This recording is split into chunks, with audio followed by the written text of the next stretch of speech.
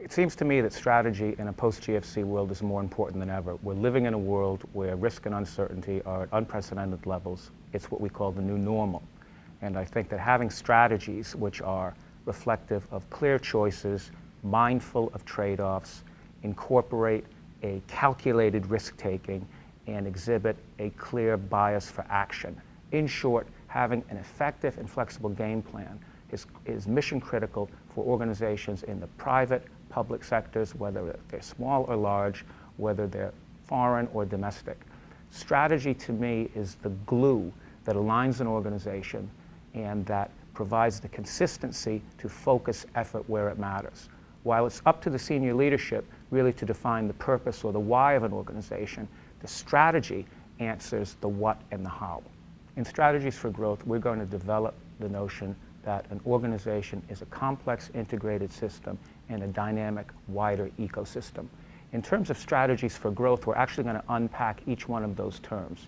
We're going to look at strategy separately and answer questions such as what is strategy? Why do you need strategy? What are some techniques and methodologies to improve your strategy making, your strategy process, the content of your strategies? We're then going to look at growth as a separate area of investigation. What type of growth? Why growth? Who benefits from growth? What are the trade-offs involved?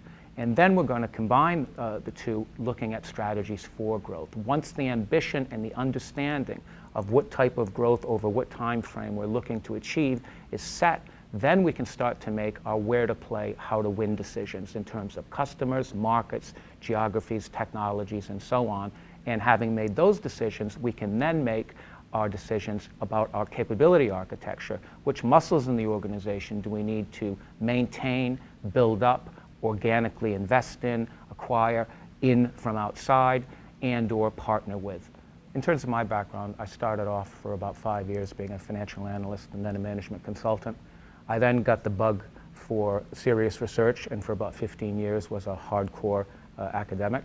For the last 10 years, I've been what some people would call a pracademic, which means that my interests today and for the past 10 years have been where the rubber of theory meets the road of practice.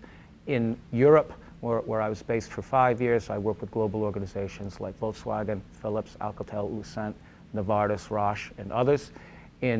Back in Australia, I've worked with a range of ASX top 100 companies and also other organizations like the Australian Institute of Sport, Football Australia, and also some very small organizations, which perhaps are the opportunities where one can add value the most. They've got the most interest and thirst in being strategy driven and making the most of what they've got.